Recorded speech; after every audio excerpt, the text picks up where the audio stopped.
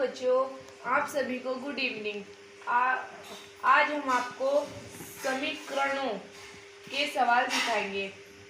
चलो ऊपर की लाइन पढ़ते हैं। निम्नलिखित समीकरणों को हल कीजिए एवं अपने उत्तर जांच कीजिए। हमारा पहला सवाल है 3x - के 5 = 4। अब हम इसे कैसे लिख सकते हैं? 3x को हम ऐसे ही उतारेंगे, 3x। अब इस बराबर को हम यहाँ पे ले लेंगे और 4 को यहाँ पे, और जब 5 यहाँ पे जाएगा तो प्लस में हो जाएगा।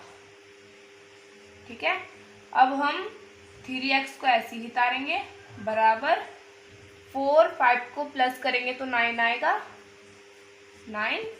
अब आपको पता होगी कि गुना की चीज़ें हमेशा बटे में जाती है, बराबर 9 बटे के 3। अब हम 3 कम 3, 3 कम 3 और 3 दिया 9। इसका x का मान निकल के आया है 3। इसका आंसर आया है 3। अब हम सेकंड सवाल सिखाते हैं। ये है 5/+ के 2 बराबर 3/+ के 8। अब हम बाई और बाई को एक जगह ले लेंगे, जैसे 5/, इधर ले लेंगे तो प्लस में आएगी, नहीं इधर जाएगी तो माइनस में आएगी। बाई एक जगह हो जाएगा 3/, बराबर का निशान लगाएंगे और जब हम 8 को यहाँ पे लिखेंगे 8, और जब 2 को इधर लेके आएंगे तो माइनस में ही जाएगा।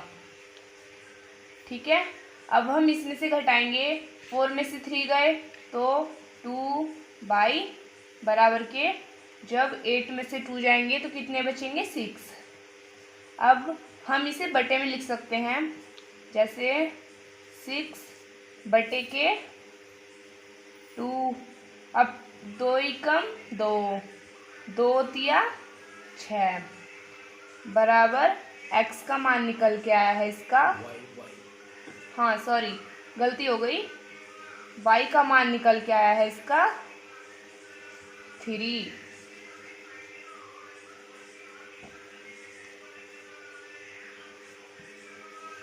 आंसर इसका मान निकला है 3। अब हम थर्ड सवाल पे पहुंचते हैं। चलिए थर्ड सवाल से शुरू करते हैं। ये है 3x + के 12 बराबर के 24। अब हम इसे हल करेंगे, इसे हम ऐसे ही उतार लेंगे, 3x, ये बराबर का निशान यहाँ पे लेके आएंगे और 24 को हम यहाँ पे लेके आएंगे, और जब ये प्लस की संख्या इधर जाएगी तो माइनस में जाएगी। ठीक है, 12। अब हम इसे ऐसे ही उतारेंगे बराबर, अब 24 में से 12 घटाइए, 4 में से 2 गए तो 2 बचे, और 2 में से 1 गया तो 1 बचा, 12 बचे। ठीक है, अब इसका मान हम इसे बटे में लिख सकते हैं, क्योंकि आपको मैंने पहले सवाल में बताया है कि गुना की संख्या हमेशा बटे में जाती है। इसे लिख सकते हैं हम 12 बटे के 3। अब 3 कम 3 और 3 चौक 12। इसका x का मान निकल के आया है 4। ये इसका आंसर है। ध्यान से देखना, मैं आपको दोबारा भी समझाऊंगी। जैसे अब हम चौथे सवाल पे आ गए हैं। 6/- के 9 बराबर 2/+ के 15। अब हम इसे करेंगे, बाई की संख्या एक जगह ले लेंगे, जैसे 6/, माइनस के जब ये इधर आएगी तो माइनस में जाएगी, 2/, बराबर 15, ये भी माइनस में आएगी, 9। अब 6 में से 2 घटाएंगे तो कितने बचेंगे, 4/, बराबर 15 में से 9 गए तो कितने बचेंगे, 6 बचेंगे। ठीक है, बराबर के 6/4। अब हम इसे 2 के पहाड़ी से काटेंगे। 2 दूनी 4, 2 तिया 6 बराबर, इसका आंसर आया है 3/2 आंसर। अब हम आपको एक बार और समझाएं, चलो समझो।